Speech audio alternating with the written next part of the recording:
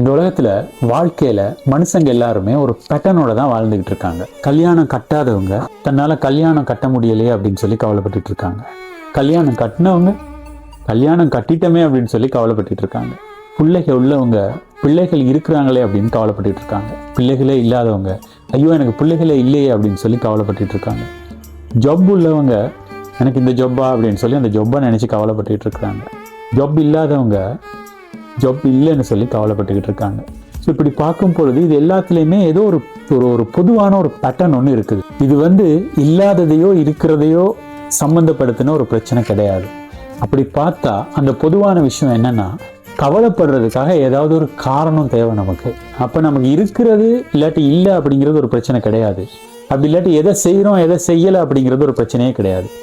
கவலைப்படுறதுக்காக ஏதோ ஒரு காரணத்தை தேடிக்கிறோம், அதுதான் பிரச்சனை. அப்ப நம்ம கவலை இல்லாம இருக்கணுமா இருந்தா கவலைப்படுறதுக்கான காரணத்தை நம்ம இல்லாம வைக்கணும்.